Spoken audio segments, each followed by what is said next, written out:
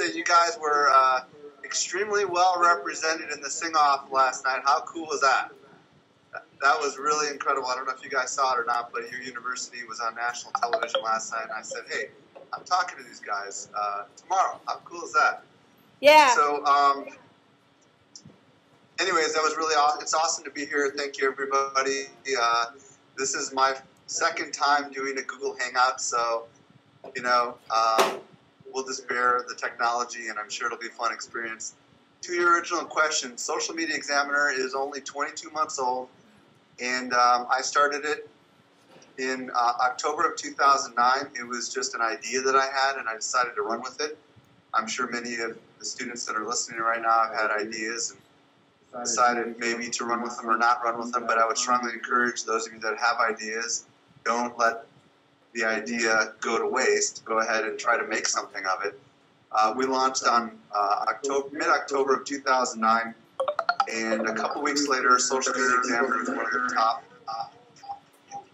social media. Okay, so you started in 2009, and I saw a blog post that you did a couple months ago where you talked about the strategy, your startup strategy. So why don't you go ahead and do that? Yeah, so one of the things that I realized when I was starting Social Media Examiner, and just to give you guys some background, I didn't know anything about social media really when I started Social Media Examiner. I'd only been on Twitter for a couple of months and Facebook for a couple of months, so I was by no means an expert and still do not claim to be an expert. But what I did realize is that there was this insatiable demand for great information. Businesses of all sizes were very interested in this world that was emerging, that was making it so that people could go direct to consumers without being reliant on middlemen like magazines, radio, television, newspaper. And businesses of all sizes all around the world were really wanting to understand how they could leverage Facebook, Twitter, LinkedIn, and other social networks at the time. So what I did was I reached out to a number of individuals. Some were well known and some were not. And I asked them if they'd be willing to just write one article a month for Social Media Examiner and kind of become part of the movement. And rather quickly, other people began to see the quality of the content on Social Media Examiner, and we grew very rapidly. But I will share kind of our initial launch strategy. We used some technology that's similar to Google Hangouts. It's called Tiny Chat. I don't know if you guys have ever heard of it or not, but it allows you to have multiple simultaneously live broadcast video streams. And what I did on the opening day of Social Media Examiner was I did live interviews with a number of high-profile individuals. Mari Smith, who is the co-author of Facebook Marketing an Hour a Day, Jason Falls from Social Media Explorer, Chris Garrett, who's the co-author of the book Pro Blogger, and Denise Wakeman from the Blog Squad. So I just interviewed these people live on the opening day, and that created a lot of buzz, brought a lot of traffic to Social Media Examiner. And just to fast forward to where we are today, Social Media Examiner is coming up on our 2-year anniversary. We have 105,000 email subscribers that get our email in their inbox 6 days a week. And for those of you that are marketing numbers kind of people, we get a 30% daily open rate, which is exceptionally high. We have about 58,000 fans on our Facebook page, and we get about 950,000 page views a month on Social Media Examiner.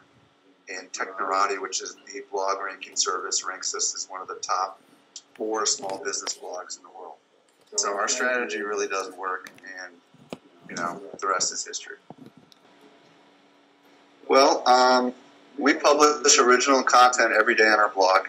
So what I used to do before I started Social Media Examiner was I was a writer, and I wrote a book called Writing White Papers. And white papers are these documents that are used by businesses that sell expensive or complex items.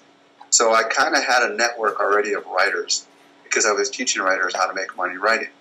So what I did was I reached out to the people within my sphere of influence, my network, and I asked a couple of them if they'd be willing to write for Social Media Examiner. For example, we do a monthly case study where we share a story from a company For example, we've done IBM and we've done Creative Memories, which is a scrapbooking company, and all sorts of other companies. The gal that writes that wrote the book on case studies and happened to be a friend of mine. So the content that we produce is actually under editorial direction of me and my team. And we have writers that are constantly contributing content, but it's all original, and we have about 65 different people that write for Social Media Examiner. So we rely on the experts to bring the content to our site. And you originally found most of these just by approaching people and asking them to write on your blog? Yeah, it's kind of like networking 101. You know, for the students that are out there, you guys are going to meet people in your college life, and if you're working on the side, you're going to meet people that are skilled, and you want to develop relationships with those people because you never know down the road where you might be working together. And that's exactly what I did. And in my particular case, none of the writers get paid to write for Social Media Examiner. They do it because they want to be in front of our audience. So part of what we look for is we look for people that are experts, that their business model is that they're selling consulting services or they're an agency. Thus, it's valuable for them because when they write, they demonstrate their expertise to our audience. And along the way, hopefully we'll get some clients from amongst our very large following. Well, good. And that was my next question is, how have you tried to monetize the site? I know that you're doing like the Facebook, what are you calling it? Yeah. It's like a Success Summit? Yeah, the Success Summit. Yeah, so when we first launched Social Media Examiner, we did not monetize it at all. Our goal was not to advertise anything. One of the things that I was acutely aware of is that I wanted to create a movement, not necessarily a company that looked like they were out to try to sell people. So in order to do that, and that was instrumental in recruiting people too, because they felt like they were part of this something that didn't seem to have any monetary ties to it. You know, like I said, a movement. So once we hit 10,000 email subscribers, then we began selling. And the way we monetize Social Media Examiner as the company is two ways. First of all, we have 3 large conferences a year where anywhere from 1,200 to 3,000 people attend these conferences. But they're not your typical physical conference. They take place completely online. So they're like a webinar, if you will, but spread over many weeks with many, many experts. We do one on Facebook. We do one on social media, generic, and we do one on small business in the spring. And these are how we generate most of our money. The rest of our money is generated through our email advertising revenue. So we send out that email every day, and we do have sponsors that pay for advertising through that email blast. Okay. Do you guys have questions? If you want to ask a question, just unmute your mic and ask Mike a question. Yeah, any question about social media, content, you name it, I'm happy to answer. Business in general.